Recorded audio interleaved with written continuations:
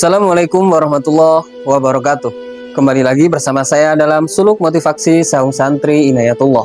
Sahabat, satu sikap yang perlu dimiliki oleh setiap diri kita pribadi ialah sikap pemaaf. Sikap pemaaf adalah sikap suka memberi maaf terhadap kesalahan orang lain tanpa ada sedikit pun rasa benci atau keinginan untuk membalas.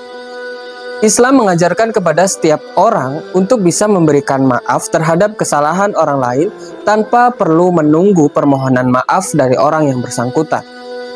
Lantas mengapa seseorang disuruh untuk bisa memberikan maaf?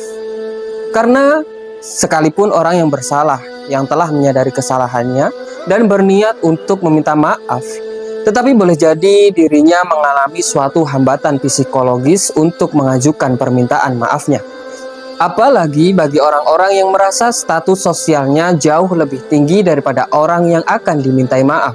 Semisal, pemimpin kepada rakyat, orang tua kepada anak, manajer kepada karyawan, dan sebagainya. Dan mungkin barangkali itulah hikmahnya mengapa Allah memerintahkan kita untuk bisa memberikan maaf sebelum dimintai maaf.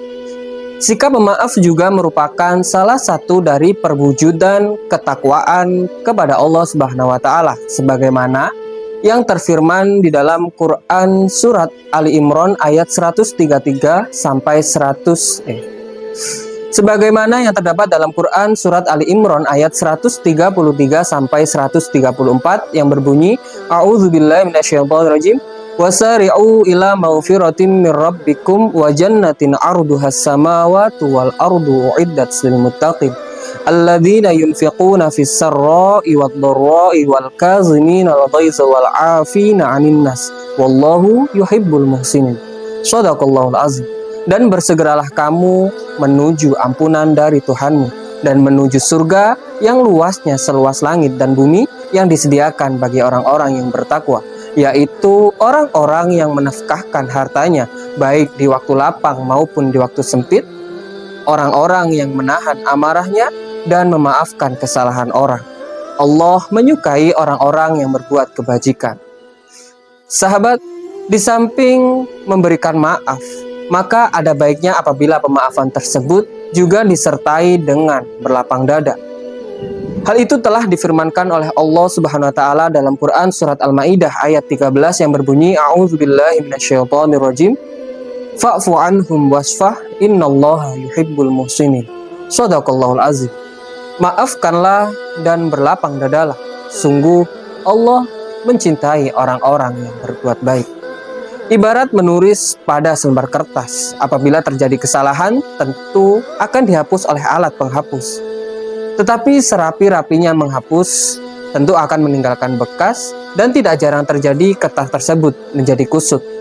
Maka supaya lebih baik dan lebih rapi, sebaiknya kertas yang kusut tersebut diganti dengan kertas yang baru. Nah, menghapus kesalahan itulah yang disebut dengan memaafkan, sedang berlapang dada adalah menukar lembaran yang kusut dengan lembaran yang baru. Jadi, berlapang dada menuntut seseorang untuk membuka lembaran baru sehingga tidak sedikit pun hubungan ternodai, tidak lagi kusut dan tidak seperti halaman sebelumnya yang telah dihapus kesalahannya.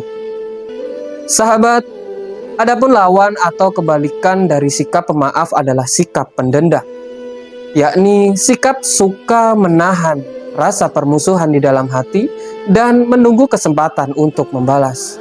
Orang yang memiliki sikap pendendam di dalam dirinya, ia akan enggan sekali untuk memberikan maaf terhadap orang yang telah berbuat salah kepada dirinya sebelum ia mampu membalaskan rasa sakitnya, sekalipun orang yang bersangkutan telah meminta maaf terhadap dirinya.